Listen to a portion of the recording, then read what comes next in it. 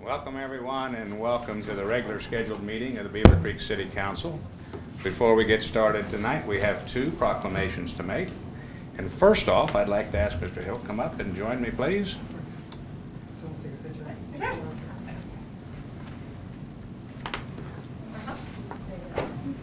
Come on right over here. And we are not strangers, are we? No, sir, we're not. We're not, and I appreciate you. I'll tell you what, this is a wonderful proclamation, and so I'm going to read it again. Yes, sir. Whereas scleroderma is a chronic connective tissue disease that affects a patient's immune system by becoming overactive and attacking its own tissues through an overproduction of collagen. And whereas the disease can develop and is found in every age group, but its onset is most frequently between the age of 25 and 55, with approximately 15,000 Ohioans and 300,000 people in the United States being affected. And whereas scleroderma symptoms can range from very mild to life-threatening and can cause thickening and tightening of the skin, as well as serious damage to internal organs, including the lungs, heart, kidneys, esophagus, and gastrointestinal tract. And whereas prompt and proper diagnosis and treatment can immunize the symptoms of scleroderma and lessen the chance of irreversible damage, there is no cure at this time. And whereas the Scleroderma Foundation's mission is support, education, and research to help find a cause and a cure for this disease. Now therefore, I, Bob Stone, Mayor of the City of Beavercreek, along with the entire City Council, do hereby proclaim the month of June 2021 as Scleroderma Awareness Month in the City of Beavercreek. Sir, I'd like to present this to you again, and I think I pronounced scleroderma correctly each time. Did. So Yes, thank sir. you very much. Yes, sir. Thank you. And Comments, please. yes, Mayor Stone, for the past several years, I just want to thank you as well as the City Council for being open and receiving me to come to the meeting and proclamating June Scleroderma Month for how many years is this now? About 4 or 5 years? 5 or 6. About 5 or 6 years. It's been so gracious. And Diane? Melissa. She's sitting Diane's replacement tonight. So I know Melissa reached out to me, and Diane had reached out to me prior to, but in all the familiar faces. I've seen, Mayor Stone, I see you multiple times a year, especially at the Marathon Expo over at another center. I see you a lot throughout the year, and the many council members. I know you don't see me, but I see you. So when we frequent a lot of Beavercreek establishments. And again, thank you. It means a lot to my family. We appreciate the City of Beavercreek, especially being a Beavercreek resident since 2009. So we really appreciate it. And all I'm going to do is thank you. Thank you. And it's certainly our hope that we do find a cure soon. I'm trying to figure out why am I smiling?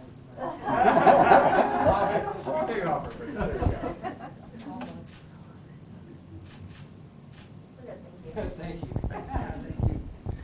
All right.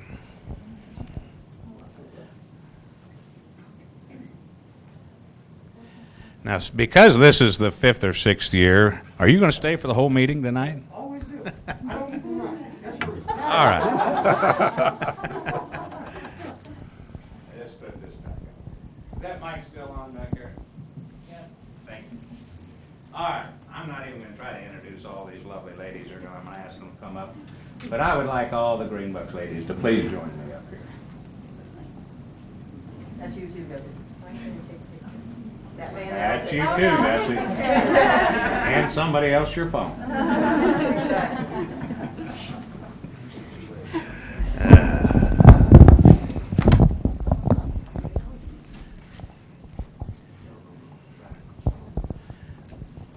See, you got put to work. All right, it's quite a pleasure this evening to be able to make this proclamation, and I want to thank Don, the Vice Mayor, for bringing it to our attention. And, you know, Greenebucs is an organization in our community that has done so much. I couldn't begin to list it, and if I tried to list it in the proclamation, it would be from here to the floor. not only within their own organization, but they participate in other organizations as well. So I'm going to read this proclamation, and I'm very proud of it, and I hope these ladies are proud of all the things that they do. Whereas Greenebucs celebrated its 30th anniversary on May 19th, 2021 at Owens Place. And whereas Alan and Sue Akel assisted in founding the Greene County chapter of Ambucs in 1991. And whereas Greenebucs provides mobility and independence to local children and veterans through providing adaptive Amtraks customized to fit their needs. And whereas members offer community service to other local nonprofit organizations and often make donations to assist other organizations to impact the local community. And whereas out of more than 150 chapters in the United States, and this is really quite an honor, Greenebucs is the #1 ranked chapter for the past 4 years due to the impact they provide to our community. And whereas Greenebucs has contributed to National Ambucs to award scholarships to students pursuing degrees in physical therapy, occupational therapy, speech-language pathology, and hearing audiology. Now, therefore, on behalf of City Council and a grateful community, I, Bob Stone, do hereby recognize Greenebucs on its 30th anniversary and express our great appreciation for the services provided to the residents of the city of Beavercreek and Greene County. So I am going to present this on this direction, and we will pass it around, and I am going to pass the microphone with it, please. Oh, I'm going to pass it to Amy. Introduce yourself. I did not introduce yourself, so please introduce yourself. I'm Pat Buckhold, and I've been a resident of Beavercreek for 30-some years. Amy Zimmerman, and I was born in Beavercreek, was raised here, so, and a proud member of the Greenebucs for the past about 6 months, but I've been involved, it feels like my whole life, with my mom. All right, we're going to go this direction. Hi, I'm Dawn Mader. I'm Vice President through the end of the month, and I've been a Greenebucs member for 4 years. I'm Sandy Zimmerman, and I'm Secretary, and Gussie and I were 3 years in a row #1 club presidents. I've been a member for 25 years. I'm Gussie Jones. I've been a resident of Beavercreek almost 50 years, and I've been a Greenebuc for more than 25 years. So it's an awesome organization. Thank you. Thank you. Round of applause, please. If you haven't, keep an eye out next year for the trike presentation at the mall. It is an event that will move you beyond belief to see the youngsters and the veterans alike appreciate what Greenebucs does. So thank you. Thank you. All right. Let me put this back. Whoa. Let me put this back here. Now, isn't that a picture? I think we should have, Dawn is our newest member. You should come join us. Come on, She wants Dawn. us to move to the left a little You're bit. joining us. Come on. Come on, Dawn. We could scoot this way. That way, just a hair. We'll shut you guys up.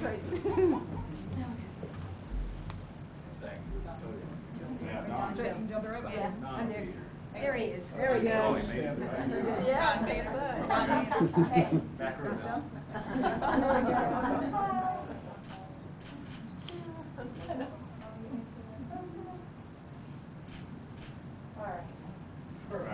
Thank you.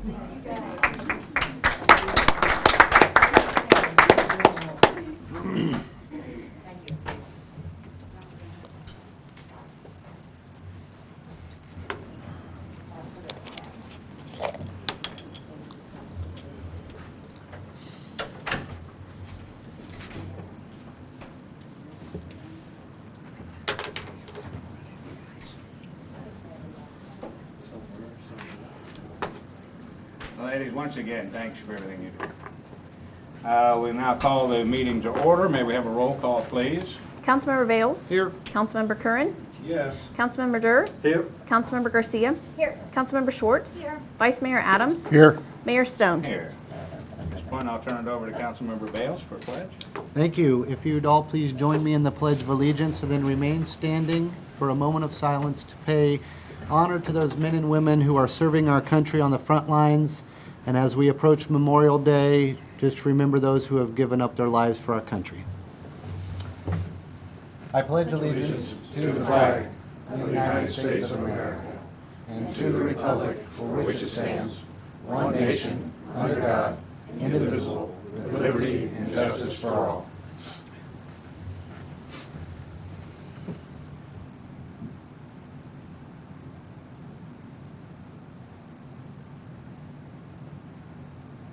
Thank you.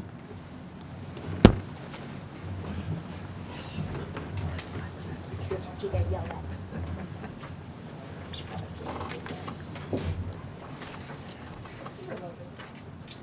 All right, we have an agenda before us this evening. Are there any changes? Second? I have a motion and a second to approve the agenda as submitted. All in favor say aye. Aye. Opposed, same. Motion carries. Two sets of minutes to approve. First is April 26, 2021, regular meeting minutes. Move to approve the April 26, 2021 Second. meeting minutes. I have a motion and a second to approve the minutes from April 26, 2021, as submitted. All in favor say aye. Aye. Opposed, same. Motion carries. Next is May 10, 2021, a regular meeting. Any changes? Motion? Move to approve. Second? I have a motion and a second to approve the minutes for the May 10th, 2021 meeting. All in favor say aye. Aye. Opposed, same. Motion carries. Thank you. Next is a public hearing, PUD 21-1. This is case number PUD 21-1, specific site plan number 2, on an application filed by Nathan Bollinger, 170 East Church Street, Marion, Ohio, 43301. The application requests approval of a specific site plan to allow for the development of a 3-story independent living facility on 10 acres. The property is located directly west of 3218 Indian Ripple Road, further described as Book 6, Page 7, Parcels 3 and 8 on the Greene County Property Tax Atlas. Thank you. Is the applicant present this evening that would like to make a presentation? Please come forward and give us a name and address. Hello, Hi. my name is Brandy Patterson. I am the architect and project manager for this project with MA Architects. We are out of Columbus, Ohio. I am working with United Church Homes on this project. It is a 3-story independent living community adjacent to their existing assisted living community and independent living cottages. It will house 120 units with a nice mix of 2-bedroom and 1-bedroom with den units. There is a central community amenity space in this building that has a double height lobby space, a dining space, a full commercial kitchen with private dining, outdoor dining, adjacent to a more casual dining space. There's a fitness center, a administration wing, health clinic, and outdoor event spaces, outdoor dining spaces. There's also on the 2nd story, there's a shared inspiration studio with a multimedia center and a salon. And in each of the apartment wings, we have an elevator core with some seating areas, some back house spaces, and there are also porte-cocheres attached to this building that will be connected to private garages for the residents, and some outdoor lawn space for activities and dog park. The building will be primarily brick and fiber cement siding, and yeah, I think that about covers it. All right. We appreciate that very much. We're going to have staff give a presentation, and there'll probably be some few questions. Excellent, thank you. Okay, thank you.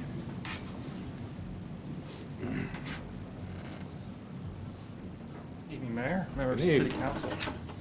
The case you have before you is PUD 21-1. It's the second specific site plan for the Trinity community. Again, the applicant's requesting approval to construct a 3-story, 121-bedroom assisted living facility on about 10 acres. The project's located in southeastern Beavercreek. It's about a half a mile east of the intersection of North-South Fairfield and Indian Ripple Road. It's on the north side of Indian Ripple Road. You can see this is a kind of a further zoomed in aerial photo. This is the existing Trinity, and they've got some quad units around the perimeter of the site. And earlier this year, 10 acres was rezoned, part of it from R1A, part from A1, to be incorporated within the PUD 21-1. So the 10 acres that we're speaking about tonight and where the proposed assisted living facility is going to be here on the west edge of the site. Again, the property was rezoned, and among the many uses allowed are retirement communities, which is what they're proposing this evening. Seen here is the proposed site plan. The building is, it's kind of a J shape, but it's 3 stories, mainly on the eastern edge of that 10-acre site. But it's a long building. It's got a pitched roof. They're proposing 2 access points to this particular site, or this building. They're going to be utilizing the existing access off of Indian Ripple Road, and it's a private driveway that goes back, and then they'll access off of that existing private driveway with a drop-off site for the main entrance, along with a parking lot on the southern end. And then going around on the existing driveway, you can access the northern parking lot with this extra driveway that they're proposing. Also, as part of this development, they're going to be doing some small reconfiguration of the existing parking lot that's on the east side of this access drive. In terms of parking, based on the counts, they're required to have 97. They show 114, so they have plenty of parking for what they're proposing. Among the 114 spaces are 2 parking garages. They're just single story with the garage doors, each with 34 garages in them. We haven't got architectural plans for those yet. There's a condition that they architecturally match the building, the principal building. They're not 100% sure they're going to go with those parking garages or not, so they haven't designed them yet. But if they don't construct those parking garages, it'll just be surface parking, and they'll get the same number of parking spaces. You can see they're proposing 2 stormwater detention ponds on the eastern edge of the area. Both will be wet ponds, so there is a condition that they're aerated with a fountain to keep the water from sitting still and getting less than great water, so that there is not the moss and the bugs and stuff. So that keeps the water churning, so we do add those. Let's see. You can see from this aerial photo, it's a little easier to see. I know that there was some concern about lights and traffic along the northern property. The nearest parking area, just to get an idea of the distance, from the corner of this garage to the nearest house, that's 345 feet. And then from the corner of the existing or the proposed building to the existing house is about 400 feet. So there is quite a bit of distance between that. The landscape plan, I'll show that to you real quick here. They're proposing some hedgerows along the proposed parking lot, and then also some shade trees. But there's not going to be a change to the existing driveway that's on site now. They're going to be, the driveway goes around the corner, but there's also a existing stub of that driveway to access this quad back here. So they're not going to be rerouting that and changing it, going north with that. You actually go west when you get into that western parking area. In terms of the building, again, it's 3-story. To the extreme peak of the roof, it's 43 feet. They're proposing to utilize mostly red brick, and then they've got multicolor EIFS panels to give the elevation some height differences. So it's not one big monolithic wall, but it gives levels to the building, and it helps break up that large facade. Also, it gives a horizontal feel to the building when you've got brick base around some of the building, and then you've got some EIFS, and you've got white EIFS on the top, and it gives it more of an attractive look and not some big monolithic wall. They're proposing to use gray asphalt shingles and a pitched roof, which gives it a residential characteristic. It's not a flat roof building or parapet building, so it does give more of a residential feel to the site. And overall, it's an attractive building. You add in the landscaping that they're proposing around the perimeter of the building and throughout the parking lot and along the street and just throughout the site. It's an attractive project, and we're excited to see it come. One thing with the landscape plan, you can see this hashed area here along the western property line. Now they're going to try to it's trees right now, and they're going to try to save as much as possible. And this kind of goes back to the project that we've had over the last month, where the land use plan's got this as single family. It's zoned for agricultural, but in the future, following the land use plan, it would be a single family residential neighborhood. So we're trying to get out in front of that. They'll try to save as much trees as possible, but there's a condition if they can't save a lot of trees that they'll need to supplement that with evergreen trees and vegetation, so we can try to get something built up on the property owner that's not the residential, the future residential, but the property owner that controls this site. So that we have it in a landscape plan and an approved plan, so that we can get out in front of any concerns in the future. There are 17 conditions in your motion. When we were at Planning Commission, I had them add an 18th, but I didn't see it made the motion, so I wanted to make sure we add that in here. It's just that the construction hours be Monday through Saturday, 7 to 7, because of the residential properties to the north. It's a boilerplate condition, so the language would be the same as we've gotten in many other motions. But Planning Commission and staff both recommend approval of the applicant's requests, and I'll be happy to answer questions following the public hearing. Thank you. All right, next is public input. Is there anyone here this evening that would like to address council on this application? Is there any written input? Yes, we did receive one letter. It was from Derek and Ruth Petrie of 3261 Tarleton Drive. They were concerned about the access drive to the northern parking lot that would increase noise and light pollution from vehicles. Okay, thank you. All right, we will close the public input section.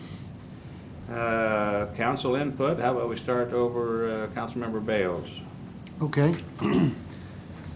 Randy, I just have a couple of questions. I think this is a fantastic project. All of the renderings that were in our packet really show that it's going to be a nice addition to that. Just a couple of questions about the renderings. You mentioned the height of the tallest building there. How does that compare to the rest of the existing? The existing site's it's a flat roof, but it's not 43 feet tall. Typically, we measure the height of a building halfway between the fascia board and the peak. So the true, as we calculate, the real height of the building is probably closer to 35 feet. But this particular one, we just calculated to the top of the building. But it's not violating any PUD regulations, and being a 3-story building, and I don't think it's too high, but it is quite a bit higher than the flat roof building that's there now, and the single-story quads that are there now. I think it will really differentiate itself as a destination for that particular location, so that's pretty cool. Mm-hmm. Who will make the decision that too many trees along that western side have been removed? Is that something staff keeps an eye on? Or? We'll keep an eye on, and after they're done grading, what happens is, should this get approved this evening, as part of the permitting process, they'll submit a landscape plan, a final landscape plan with a cost estimate, and we'll pull a bond for that before we release the permit. And then they'll start grading work. And if I go out, before I'd ever release the landscape bond, I'll go out and inspect and see if there's just not enough trees. It's a judgment call. I can't give you a percentage, but it'll just be an eyeball, but I'll make sure it doesn't have like 3 trees and call that saving the trees. I suppose if you and the developer see eye to eye, then that's no problem. Yeah, there's always an opportunity. If we don't agree, then we can, there's the next body up will decide for us. But yeah, well, hopefully we don't get there. Well, I appreciate the presentation. Thank you. Mm-hmm. Councilmember Dewar. Thank you, Mayor. I echo Councilmember Bales. Great work, great attention to detail on this. What's the height of the garages proposed? Those would be a single-story garage. Single story, okay. So they wouldn't be any more than 16 feet tall. Okay. To the peak, to the very peak. So. And in numerous presentations, it's been described as proposed. What's the likelihood of it becoming an actual garage? I would have to defer to the applicant Sure. on that. They said they weren't unsure, so we were preparing for both. Okay. So the traffic is set up and the parking counts are set up where it won't change either way if they build it or not. Sure. But the applicant's here. I can Yeah, if ask you'd like about to their- come on up, please, and you're welcome to answer that. I think the question is, what's the likelihood of the garages being built? Sure. I think right now we're just looking at pricing for this building, and with lumber prices being a little Sure. bit questionable, that's where that's coming into play, where as long as things can fall into budget, then they'll be constructed, but if they cannot, then First to unfortunately go. they'll just be surface parking. Yeah, that's fair, thank you. I see 8 parking spaces for handicapped persons. Because that was the thinking with the garage to me, is access to the building, ease. So just any comments on that number or requirement? I think with the parking garages, what would be nice is it would be covered, so anybody coming to their home with groceries or anything that they're carrying, they would be in this covered garage that they would also travel through the porte cochere into the building, so they're not getting into the elements. And then the handicap spaces, I think, are just meeting the requirements, the code requirements. Sure, okay. And I think I got a partial answer to this at the Planning Commission, but the HVAC units are built into each suite? Is that correct? Yes, there will be VTAC units in each suite. For the larger spaces, we do have smaller split systems in some of the smaller areas, so like the admin wing, the health clinic. Since they're a little bit smaller, they'll have a split system. There will be package rooftop units that will be concealed from the sort of front of the building, so the southwest or the southeast, you will not be able to see them, but they'll also have a parapet on the courtyard side of the building to mask the rooftop units. Does that add any height to the peak, the 43-foot peak of the building? No.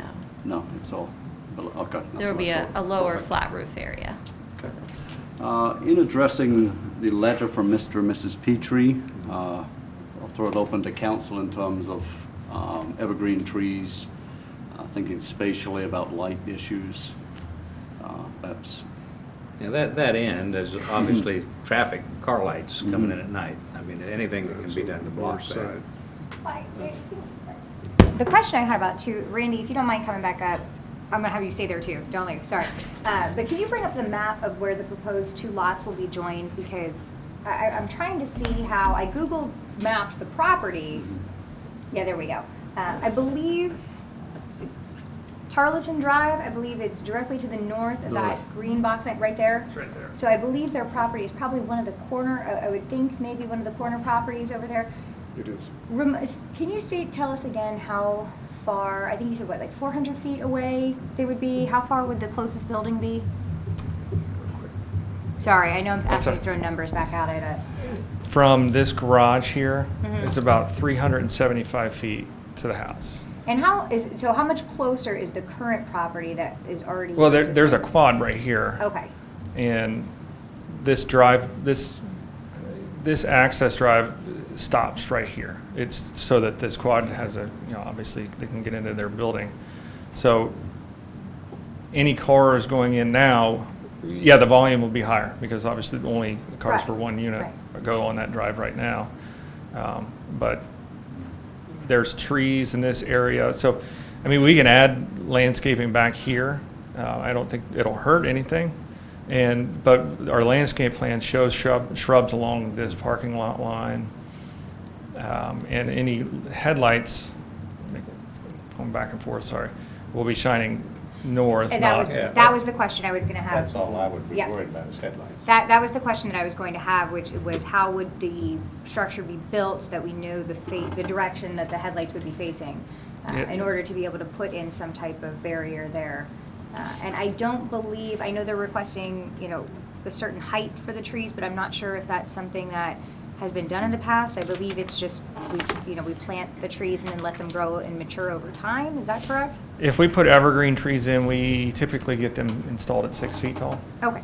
I've done a little higher, but they have a lot less chance of surviving the higher you go. No, that makes sense. And that's why I was asking too, because I know that we usually don't install them at 12 feet tall. I know it's usually at a lower height and for that specific reason. I think anything over 10 Let's feet, go the back chance to of survival. Councilmember Dewar's time here and let him finish up. But thank you for that clarification. I think that's very helpful, and we can consider adding that as a condition.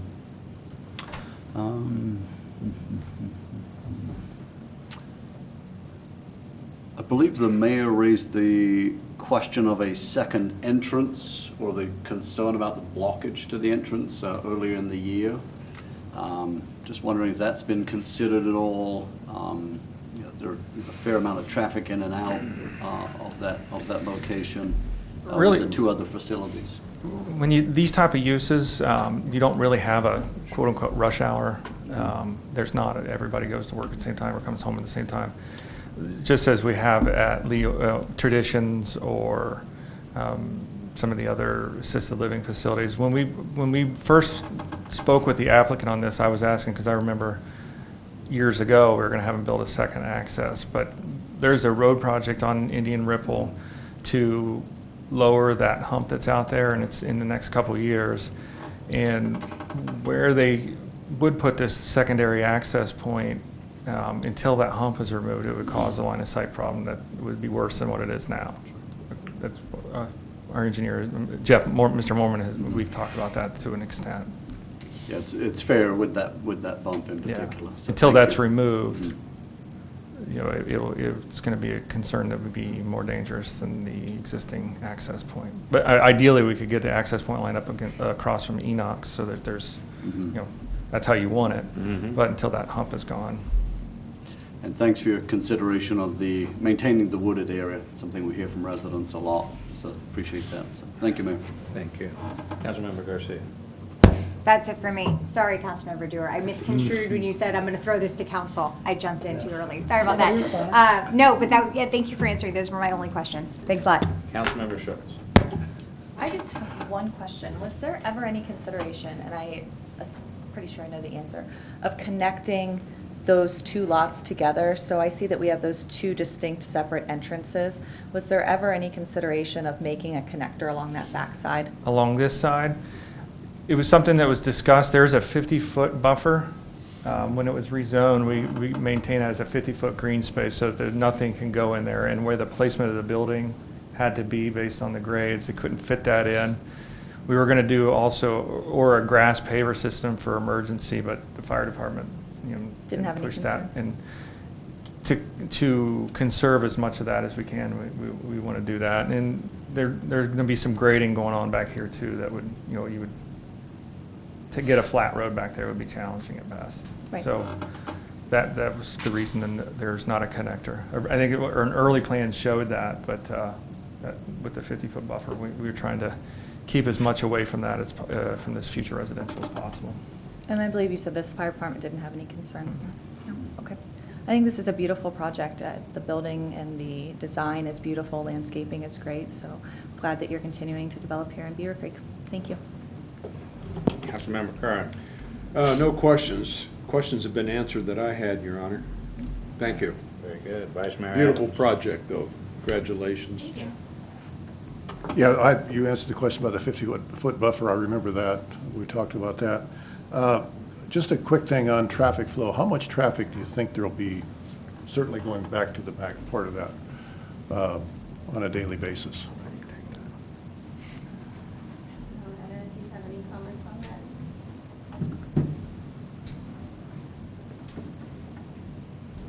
Good evening. I'm Etta Reed with Beavercreek. We're doing the civil engineering and traffic engineering on the site. I didn't run the daily traffic. I did run the AM and PM peak, which is like when all of us are going to work and coming home. In the morning, this site alone will only have 8 people coming between 7 and 9. And then in the evening, they'll have 17 people coming back, like when we're all coming back from work. So if you split it 50-50 between the parking lots, we're talking, 4 people in the morning will be heading to the rear, and 8 or 9 to the front parking lot. So we're not generating a lot of traffic with these additional 121 units. Very good, thank Except you. for the people that live there. I mean, the Please. people that live there may not be out in peak times. But Correct. the people that live there are still driving. for the Oh, most part. absolutely, Sure. yep. All right. And then you've addressed putting more vegetation back there so that it'll help guide that off. So I think that answers my question. So. And also, that parking lot does sit a couple feet lower than the property line to the north. So with the combination of the parking lot sitting a little lower and the vegetation, we'll have a good buffer there for those folks to the north. Very good. Thank you very much. That's all I have.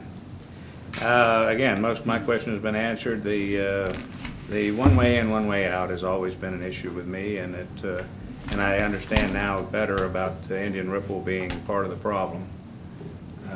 But somewhere down in the future, down the road, if there's another project attached, which you never know with this organization, they do like to grow. We certainly need to consider putting a second access. And it's not for the people going in and out that live there, it's for the emergency crews. Well, I mean, most of our calls in the city are for our emergency calls are at nursing homes. Now, it may not affect these people in this unit so much, but you do have a nursing home there that has to access to. So we got to maintain that ability to be able to get in and out. But I thank you again for your presentation tonight. Thank you. Thank you. Anything else for the good? All right, well, I think first off, do I have a motion to add condition number 18, which was work hours? Mayor, I move to add condition 18 that says construction hours will be limited from Monday through Saturday, 7 a.m. to 7 p.m. Second? I have a motion and a second to add condition 18 on work hours. All in favor say aye. Aye. Opposed, same. Motion carries. All right. We have a motion to read here, if somebody would like to make that. I move for the purpose of taking administrative action, approval of a specific site plan for Trinity Community on the basis that City Council finds the facts submitted with the application and accompanying materials and modifications, amendments, and supplementary conditions satisfy the standards and criteria for a specific site plan as per section 158.066 of the zoning code. Supplementary conditions required of this approval shall be as follows, which there are 18. I further move that this motion with all conditions be fully recorded in the minutes of this council meeting. Second. Second. I have a motion and a second to approve PUD 21-1 specific site plan number 2 with 18 conditions. All in favor say aye. Aye. Opposed, same. Motion carries. Thank you. Thank you. And the way you described the building and all the amenities, when's it going to be ready? Right. All right, thank you. Next public hearing, Z21-1. This is case number Z21-1 on an application filed by Raj K. Soin, 1129 Miamisburg Centerville Road, Suite 100, West Carrollton, Ohio, 45449. The application requests the rezoning of 5.885 acres from R1A, one family residential district, to an A1 agricultural district, and the rezoning of 0.739 acres from A1 agricultural district to an R1A, one family residential district. The property is located at 2489 Kemp Road, further described as Book 4, page 16, Parcel 2, and part of Parcel 1 on the Greene County Property Tax Atlas. Thank you.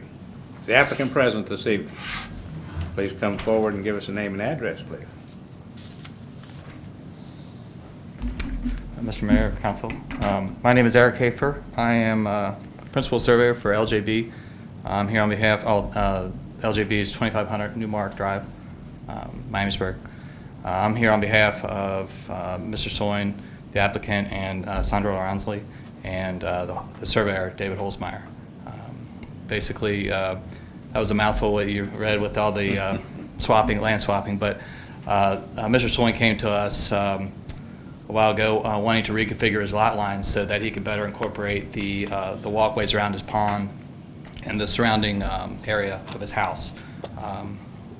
So we worked with Greene County and the Planning Department to come up with a solution, which is what we have here tonight.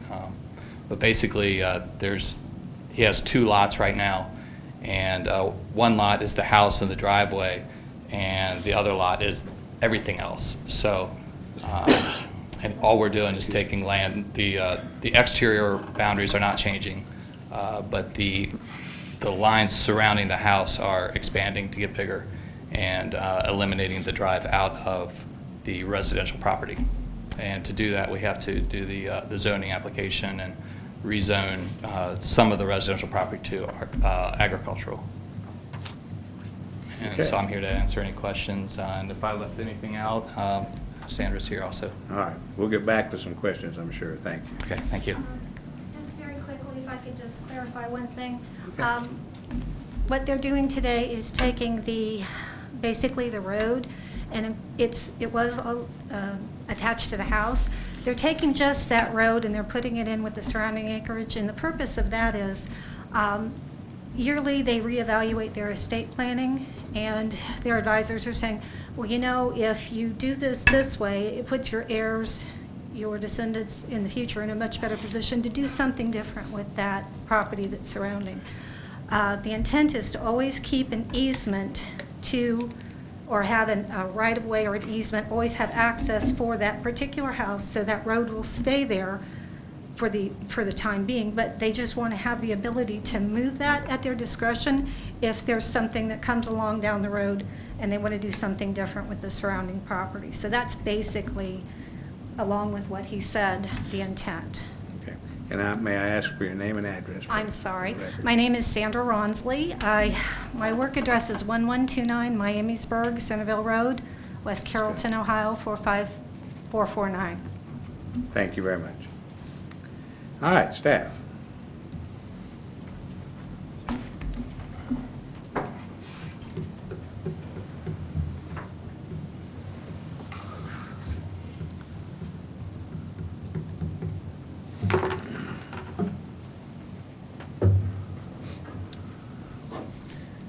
Yes, this is case Z21-1. It's the Soin Estate rezoning, and it's as the applicant stated, it's kind of a swap. There's some agricultural, some residential, and they want to move 5.8 acres from R1A to A1, and then about 3/4 of an acre from A1 to R1A to better encompass the difference between the unimproved and the improved area on the estate minus the driveway. This property is up in the northeastern corner of the city. This is an aerial photo showing the 2 different properties we're talking about. This narrow line in the house is the current R1A property, and then this open field, the wooded area, the pond, and all the woods behind it is the A1 property. And so, as they stated, currently, of the 125 acres under consideration, 9.6 is R1A, 116 is A1, and they want to change that to 3.78 acres to R1A and 122 to A1. And just to get a better idea of where we're talking about, the green is what's going to be changed from R1A back to A1, because this was rezoned to R1A probably about 8 or 9 years ago. And then the yellow is what's going to go from R1A, from A1 to R1A, and then this little green sliver will go from R1A to A1. So it's kind of I guess shuffling the deck chairs a little bit around the property lines. And so what you end up getting is the zoning map would go from looking like this to your R1A, kind of an island property. And before they can actually move lot lines or anything like that, they have to do a replat with the city. And because we're not creating a new buildable lot, this is not a replat that would have to go to planning commission. It's just one that we'd sign in-house. But I won't sign the replat unless they show an easement over the current driveway, because I don't want to create a situation where we have a landlocked parcel that you can't get to from a public road. And then in the future, should they want to move the driveway, well, then they'll have to do another replat showing the moving of the access easement, wherever they want to put a driveway. So this won't create a situation where we have a lot that's unaccessible to a public roadway. Planning Commission recommended approval of this request. This being a straight rezoning, there's no conditions within the request. It's just yes or no. So I'll be happy to answer any questions following any public hearing. Thank you. Okay, thank you. We will move on then to the public hearing, public input time. Is there anyone here tonight that would like to address council on this application? Seeing none, is there any written input? No. Thank you. And this will be council input. We will close the public input. Councilmember Curran, would you like to start? No questions, Your Honor. Councilmember Schwartz. Randy, forgive me. I just want to make sure I have my mind wrapped around this. So all we are doing is we're approving the rezoning, and then you, in the planning department, would approve the replat. Correct. I And can't that- do the replat until the zoning matches. And then the I guess it's chicken and egg. I guess I could have done the replat and then rezoned it, but I wanted to make sure that we get the zoning first before I sign off on a Mylar that changes any property lines. And the replatting won't be done until the easement is demonstrated. They'll have to show it on the plat itself. Okay. It'll be a record plan that the county records, and it'll show an easement on top of the driveway. Perfect. I just want to Move it make sure I anytime you want. understood. Thank you. Councilmember Garcia. Yeah, that was actually my same question. I just wanted to make sure I understood that we don't have to do anything procedurally with the easement before we can move on this motion, right? So okay, great, thank you. Councilmember Dewar. Thank you, Mayor. Just in terms of dotting i's and crossing t's, there's no change to the responsibility for the driveway. It's still privately held. Yeah. Perfect. Thank you. Councilmember Ramos. I'm still thinking about the easement. So if it ever needed to be changed in the future, how does that process work? They would come in, if they ever wanted to say they wanted to move the driveway to this location or down here, or wherever they want to move it. If they want to actually, they can add a second driveway, but they're not going to be able to get rid of the easement until we sign off on removing the easement. So they can put driveways wherever they want. This will be another replat, though, if they're wanting to get rid of the first. If they want to get rid of the existing, well, what will be the existing easement after the Mylar's signed, then they would have to show an easement somehow, somewhere else before it'd sign off on that, or any future meeting would sign off on that. Makes sense. Vice Mayor Adams? No question. Okay. I certainly understand the logic behind this, and it can make life a little easier, but it's not something we want to make a practice of, I don't think. Creating a lot that does not have technically any frontage. We have a few houses that have been platted that way a long, long time ago, and, it's just not always the best situation when they come and say, well, you need to clean our driveway or our road, so. But I understand why it's being requested, and I think it's probably a wise thing to do. So I'll leave it at that. Thank you. All right, anything else from council? Do I have a motion? Mayor, I motion to move ordinance 21-11 to the second reading. Second? I have a motion and a second to move ordinance 21-11 on to the second reading. All in favor say aye. Aye. Opposed, same. Motion carries. Next, ordinances, resolutions, and PUDs. Resolution 21-20. This is Resolution 21-20 to authorize the application for the Bulletproof Vest Partnership 2021 Federal Grant Program on behalf of the Beavercreek Police Department. Thank you. Hello, Chief. Good evening, Mayor, members of council. We come to you once again for this VEST grant that we've been applying and getting for since 2000. This grant is to provide funding up to 50% of the total costs of the city's purchase of the NIJ, which is the National Institute of Justice approved bulletproof vests. And again, since 2000, the police department has taken advantage of this federal grant each year and defraying costs to the city on purchasing officers' bulletproof vests. To date, a total of close to $63,000 of federal money has been approved to aid in these purchases to our city. This year, we are anticipating the purchase of 10 vests at a replacement for the patrol officers for a total cost of $10,500. In the city's share, this would be 50% of that cost, which is $5,250.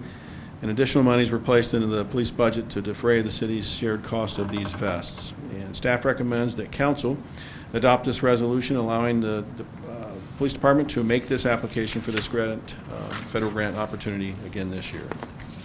Thank you, Chief. Thank you. Any comments? Just speak up if there are. Chief, remind me, I believe that there is a lifespan on all of the Bulletproof vests, correct? Can you remind even our residents what that lifespan is? It is 5 years from the date of purchase. And that's why this number changes. It's all over the place from one year to the next. Last year was 20. This year coming up is going to be 10. So it is a 5-year lifespan that we replace those, try and get replaced within that last 6 months. Well, we appreciate you taking advantage of the grants and trying to offset the cost for the city. Extremely important for our officers to have these. So thank you. Anyone? Mr. Mayor, seeing no more comments, I would move to approve Resolution 21-20. Second. I have a motion and a second to approve Resolution 21-20. All in favor, say aye. Aye. Opposed, same. Motion carries. Thanks, Chief. Thank you. Next decision item, board appointments. We've been doing a lot of these lately. All right, well, we have an opening on the Planning Commission. So I'm looking for a motion to open nominations for the Planning Commission. So moved. Second? I have a motion and a second to open nominations for Planning Commission. All in favor say aye. Aye. Opposed, same. Motion carries. Nomination, okay. Are there any nominations?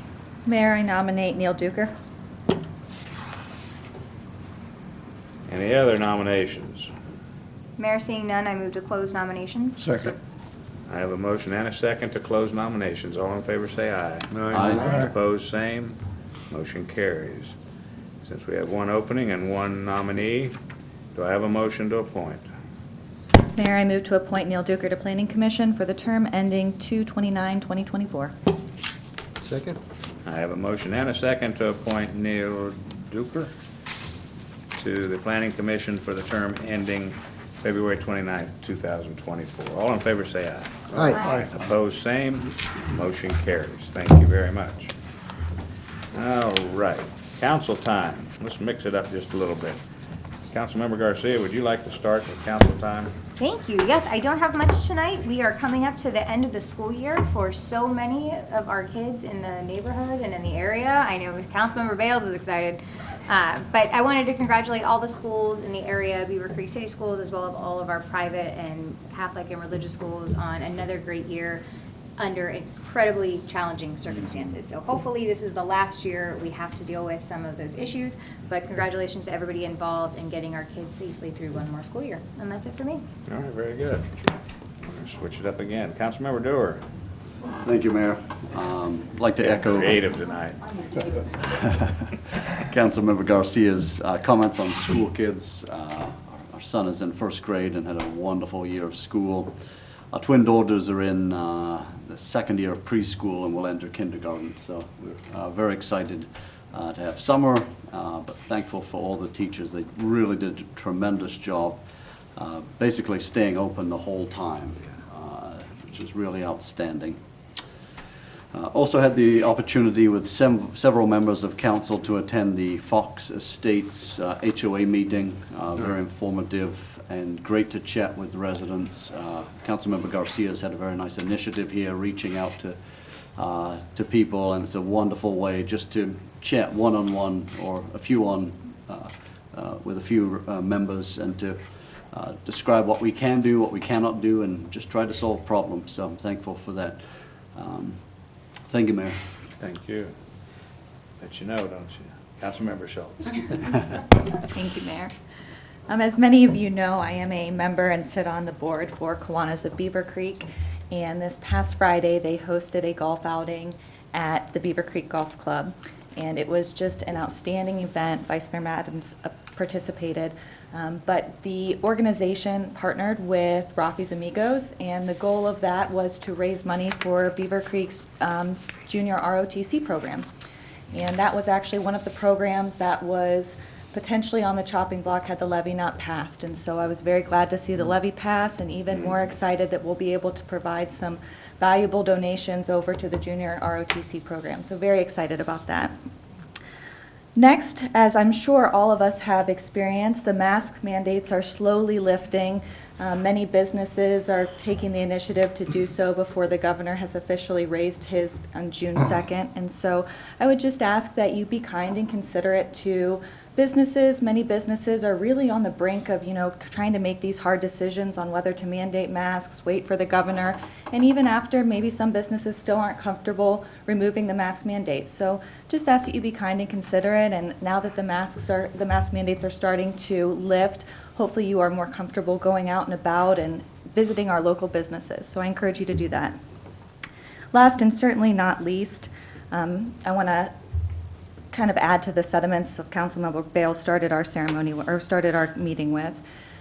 I think it's very important that we honor our military members, both currently serving and have previously served, but as he so eloquently pointed out, this weekend is very special, and that we need to remember those who made that ultimate sacrifice for our freedom. And so as you're out enjoying your picnics and your time with your family, I just ask that you take a few moments to kind of keep those members in your mind and keep their families and their colleagues in your mind, as this may be a little bit of a struggle for them to get through this holiday. So that's all I have. Thank you, sir. Councilmember Bale. Thank you, Mayor. Along the kids in school and so forth line, I'd like to wish my son, Jack, a happy 15th birthday. And so he is very excited. School's out this week for him, as well as my daughter. And so there's going to be a lot of kids running around the neighborhood, so everyone should just use some caution, I'd say. And also with the golf outing that Councilwoman Schwartz mentioned, there's another one coming up this Friday where the proceeds benefit our Beavercreek Park system. So if there's anybody out there who wants to put a team together and play some golf Friday, that would be fantastic. Finally, I'd just like to say that both proclamations today are pretty special to me. The Greenebucs and Ambucs, of course, do so much for our community, but my former secretary and administrative assistant, Penny Davis, suffers from scleroderma. And there's many times that we would discuss that disease and how it affects others in her household and those that she's volunteering with and so forth. And so I understand exactly what the organization's mission is, and it's a tough disease, and I'm glad we passed the proclamation tonight honoring that month. So thank you. All right. Councilmember Curran. Thank you, Your Honor. I'd like to echo the congratulations to the people who are graduating from high school and college and moving on in life, and wishing them the very best in the community. Also to reflect that we do have a Memorial Day program. Monday, I'd like to invite the public to come out to the Veterans Park here on Fairfield and join us at 2 p.m. Manager has it up there on the screen. And have the opportunity, again, as already been mentioned by council members, to honor those who have given their lives for this country over the many years. That's all I have, Your Honor. Thank you. Thank you. Vice Mayor Adams. Thank you, Mr. Mayor. Mr. Hill, thank you for being here to represent Scleroderma. We appreciate that, and you've worked hard on that for several years, and we appreciate that. Yes, I appreciate you. I appreciate you doing it. And the Greenebucs, that's kind of a special organization for me as well. As the mayor mentioned earlier during the proclamation, to be at that Mobility Day and see these young kids and veterans get their bikes it's an amazing sight that they're now able to get out there and move around, and that's really happy we were able to recognize them. I was able to attend a ribbon cutting for the community garden at Fairfield Commons Mall about a week or so ago, sponsored by Soin Medical Center. I think there were 10 plots that were set up, and they've all been used. They've got people growing things in them, so it should be fun to watch that happen. And then on a personal note, talking about people graduating, my youngest grandson graduated from Thomas More a week and a half ago. and my great-granddaughter celebrated her first birthday this past Saturday. So yes, I am feeling old. Thank you, Mr. Mayor. Thank you. Just a few things to add. Of course, I'm going to repeat the Memorial Day event at 2 o'clock on Memorial Day. Our speaker is the command chief for the 88th Air Base Wing. This will be a little bit of a different type of speaker than we've had in the past, and I'm looking forward to it.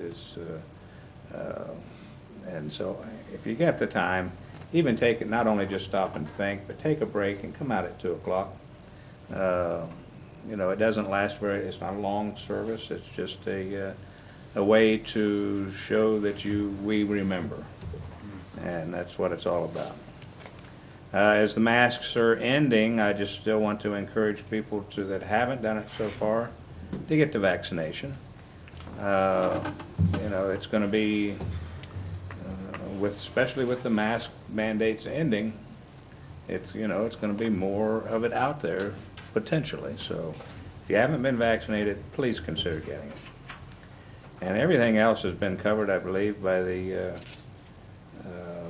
rest of the council, and so I'm going to end and turn it over to the city manager's report. Thank you, Mr. Mayor. Short tonight, we already mentioned the Memorial Day activities at 2 p.m. on Monday, but just to go along with that, the city facilities will also be closed on that day. And of course, any non-emergencies, please contact the police department at the 426-1225. Emergencies, always call 911. And like I said, 2 p.m. at Veterans Memorial Park. It is always a very good ceremony. You know, Labor Day and Memorial Day and the events we have at the park are very well done. To our Parks Department, that really helps, and Mayor Stone always helps line up good speakers as well. So again, it goes by quick, but it's very well done. So please come out and join us. And just another park event is last year, which was done by videotaping last year, was the out-of-box thinking, but now it's going to be live. So we're back to the in-person concerts beginning Sunday, June 13th. This is going to be before our next council meeting, which would be on the 14th. That's why we're announcing it this time.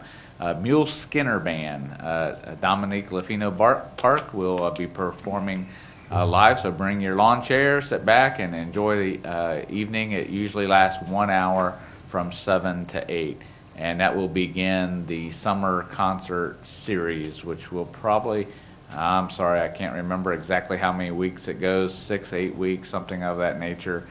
Different band every week. So we'll announce it and the names of the band, and it's all different styles too. You'll have 80s rock, you'll have all different kinds of style that should please just about everyone's music preference. So come out and enjoy that, and just enjoy the company and being able to get outside and socialize. And that's all I have tonight. Thank you. Thank you. Next on the agenda is citizen comments. Is there anyone here tonight that would like to address council on any issue at all? Seeing none? Do I have a motion to adjourn? Move to adjourn, Your Honor. Second.